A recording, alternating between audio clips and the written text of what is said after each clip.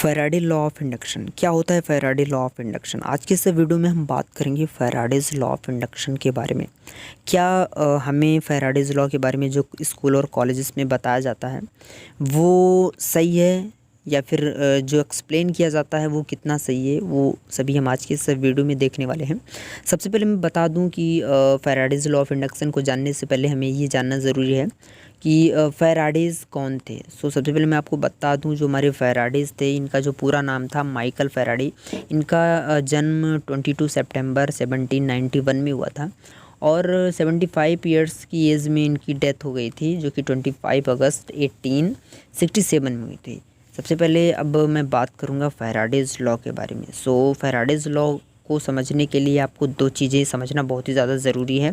एक हमारा मैग्नेट और एक हमारा कॉइल, क्योंकि यहाँ पर जितना भी प्रोसेस होने वाला है वो इन्हीं दोनों के ऊपर होने वाला है और इससे जो हमें वोल्टेज या फिर हमें ईएमएफ मिलने वाला है इस इक्वेशन के थ्रू, वो इन्हीं दोनों कंपोनेंट्स का यूज़ करके मिलने वाला है, जो कि हमारा मैग्नेट और कॉइल होता है। अगर मैं बात करूं मैग्नेट और कॉइल की, तो ये दोनों ही चीज़ें मूवेबल होती हैं इस लॉ के अकॉर्डिंग, लेकिन एक टाइम में केवल एक ही चीज़ मूव करेगी।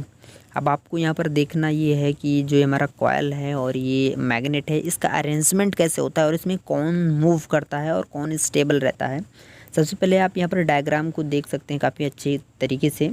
कॉइल को रोककर मैग्नेट को मूव कराएंगे तो क्या होगा, या फिर हम कहें मैग्नेट को रोककर कॉइल को मूव कराएं तो क्या होगा। According to Michael Faraday's law, इनके लॉ के अकॉर्डिंग क्या होता है, जब हम कॉइल और मैग्नेट को एक दूसरे के पास लाते और ले जाते हैं तो यहाँ पर एक प्रक्रिया स्टार्ट होती है, एक प्रोसेस स्टार्ट हो जाती है। हमें पता है कि एक मैग्नेट के पास उसका मैग्नेटिक फील्ड होता है और उस मैग्नेटिक फील्ड में मैग्नेटिक फ्लक्स फ्लो होती है, जिसकी जो हमारी डायरेक्शन है वो मैग्नेट के नॉर्थ पोल से मैग्नेट के साउथ पोल की ओर होती है।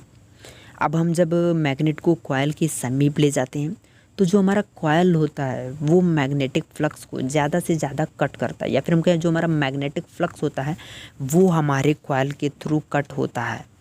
अब होता क्या है, जब हम मैग्नेटिक को, जो हमारा मैग्नेट है उसको कॉइल से दूर ले जाते हैं तो हमारा जो कॉइल है वो मैग्नेटिक फ्लक्स के दूर हो जाने पर पहले की अपेक्षा कम कट करने लगता है हमारे मैग्नेटिक फ्लक्स को।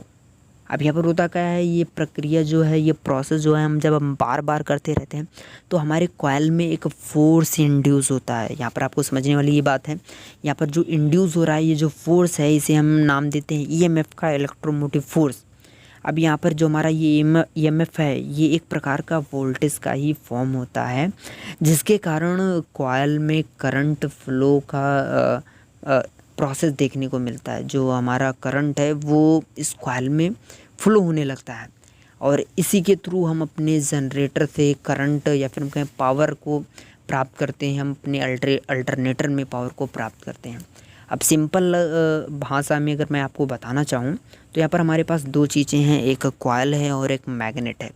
जब भी हमारा मैग्नेट या फिर हम कॉइल एक दूसरे के समीप आता है या फिर दूर जाता है तो हमारी जो मैग्नेटिक फ्लक्स हैं या फिर हम कहें मैग्नेटिक फील्ड्स लाइन, ये हमारे कॉइल के थ्रू कट होती हैं और जब ये कट होती हैं तो हमारे कॉइल में एक हलचल होती है, जिससे हम कह सकते हैं एक ईएमएफ इंड्यूस होता है और इस ईएमएफ को हम एक वोल्टेज का फॉर्म देते हैं और हमारे कॉइल में करंट का फ्लो देखने को मिलता है।